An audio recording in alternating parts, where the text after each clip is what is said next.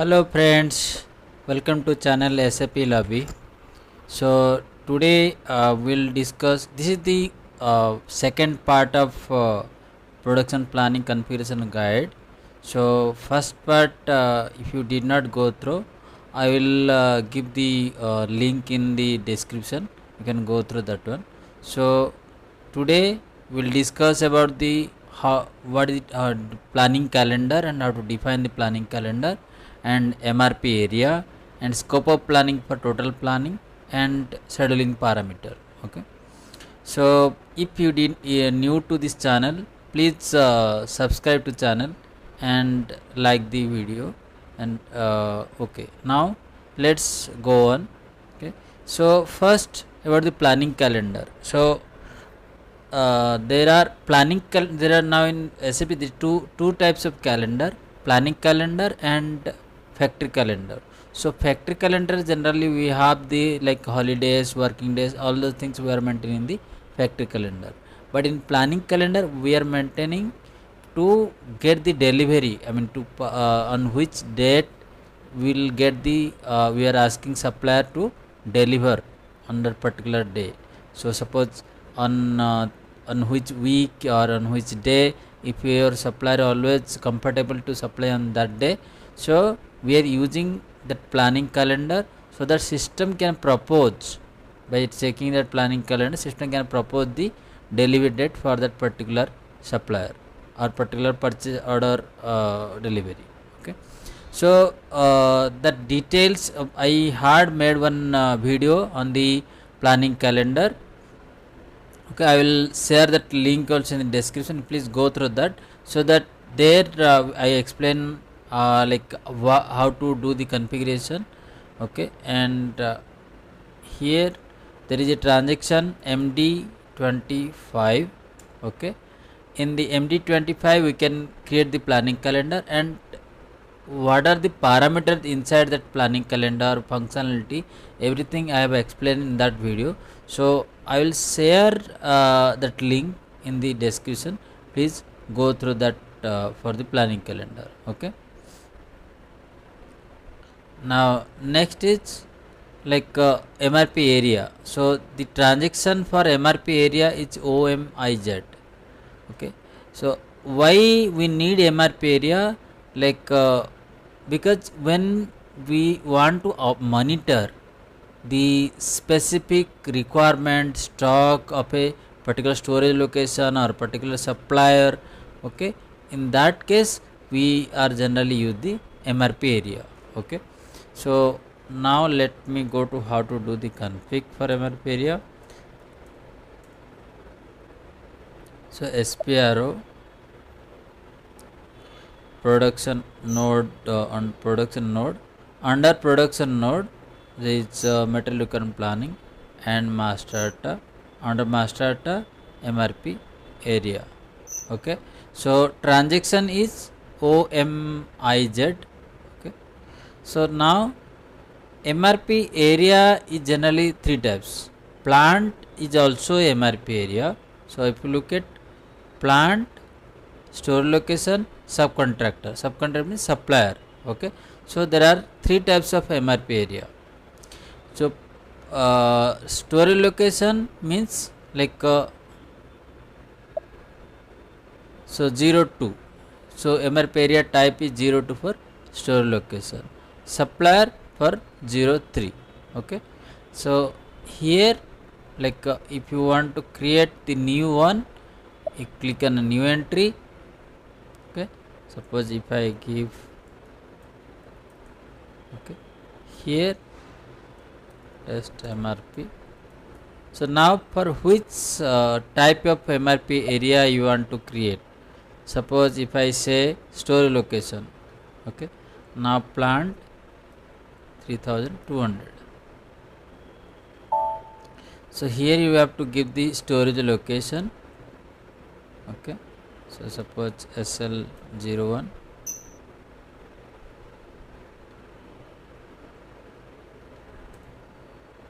So here then I can save it. If I go back, So if you look at this one, so here if you look at store, so if you want to assign more store location, you can assign, but this is how we can create the MRP area. Now this is store location MRP area, and this is I created for the SL01. Now this MRP area I need to assign to the material which being used in which being stored in the storage location SL01. Okay, and whatever requirement will come to the storage location, yeah, any receipt for that storage location. Here if I go to the MD04, so first I will show where to assign the material master. So in MM02, suppose I will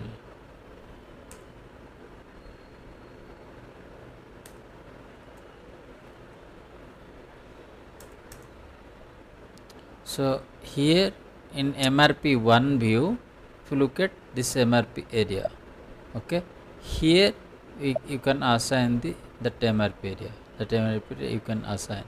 Okay, so if we so here you can see, here we have the MRP1, MRP2, all these views. Here also you can do the, because system also do the planning at the MRP area level. Okay, so suppose whatever MRP type you will give, and this reorder point, lot size, so then how you want to do the planning for that store location MRP area, you can give that parameter and system will do the planning for this MRP area. Okay, now so once you assign this MRP area to this material, and here in MD04,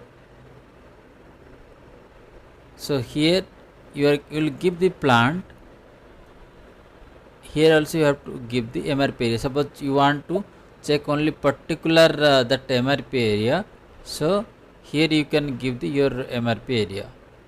Okay, so because the material if this material is assigned to the MRP area, then that will appear here. Okay, so if you look at this material is assigned to this MRP area. So currently, so this is both are same.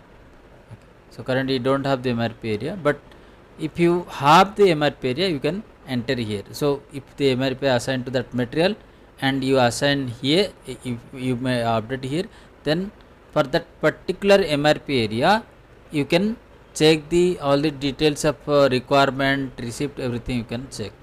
Okay, so this is about the MRP area. Similarly, like if you want to create the subcontractor MRP area, okay, so I'll come out. So suppose if you want to create the supplier subcontractor MRP area,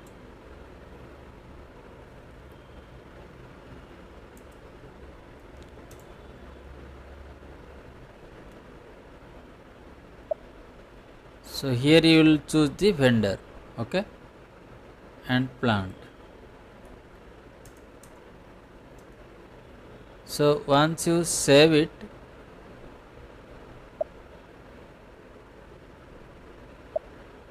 okay, so here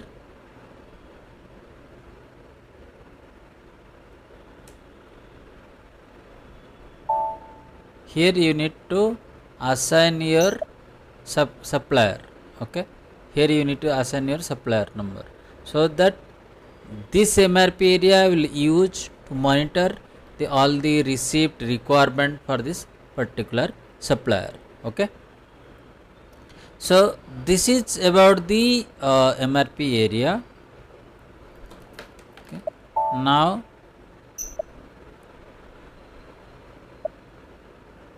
then next one is about scope of planning.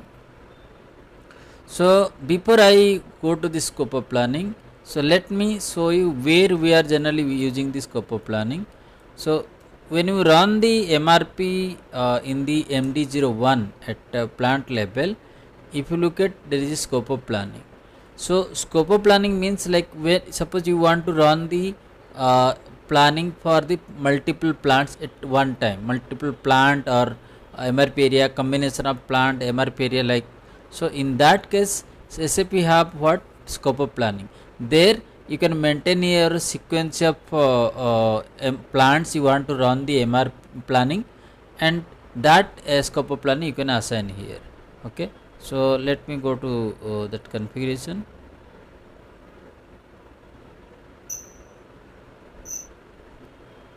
So if you look at define scope of planning for total planning, so this is under the under material requirement planning, then planning, under planning there is a defined scope of planning for total planning. Okay, so here suppose it is existing one, so here is only one MRP area. Okay, so I mean suppose you want to run the planning for particular MRP area, also you can create a MRP scope of planning for that MRP area. Okay, so here see, if you look at, these are the sequence of plant it is given. So you can give the sequence of plant here and create that scope of planning. And here like when you MRP run first, it will run for planning run for this plant, then the second one. Okay, like this sequence will come. Okay, and here in MD01, so that see, these are the scope of plan you can choose. So here no need to give the plant, because already it scope of planning have all the plants. Okay, so no need to give the plant here, and this parameter you can give and you can run this. Okay, so so this is the about the scope of planning. Okay, and the transaction is OMTE. Okay, now last one is scheduling parameter. So when you do the planning, okay, when you do the planning for plan order, we need to have the scheduling parameter also.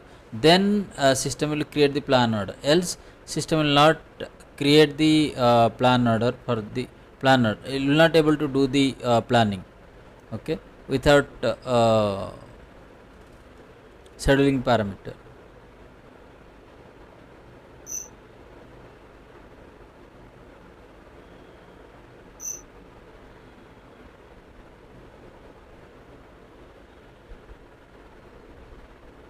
So I'll go with so its transaction code is OPU5, okay, /n OPU5.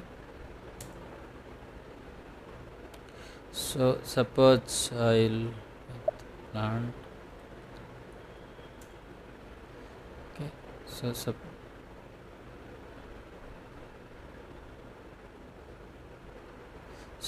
these are the this is the scheduling parameter. Okay, so for detailed scheduling you have to select, and you'll have the selection ID here, and you have to choose the scheduling and generate capacity requirement. Okay, this need to be checkbox should be activated. Okay, then scheduling level, like detailed scheduling. So here different rate based scheduling is sequencing like this, but it is you can select the detailed scheduling.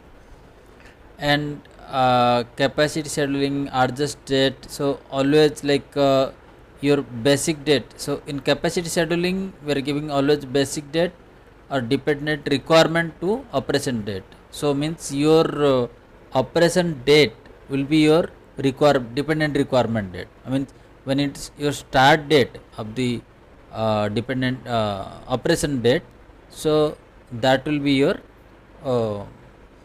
dependent requirements date. Okay, so that is about the capacity scheduling. And like adjust date, like basic data. And so your basic data will be your operation date. Okay, on which date your order starts, that date will be your basically the operation date. Okay, so this need to select, and here we need to select the scheduling type. Okay, suppose you want to run the forward or backward scheduling type, you need to select here. Okay,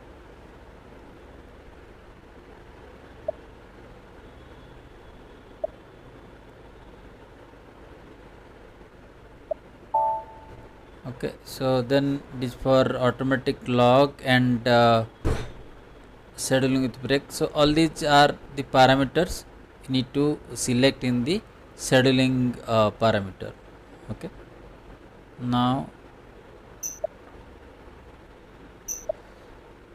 so this is about the scheduling parameter. So here if you look at plant, and it is your order type. Suppose if you want to make the order type, particular order type, you can make, or if you put the star, you can it is applicable to for all type of plan order, because in plan order also, like LA is stock type plan order, P is for the run schedule for the repeated manufacturing.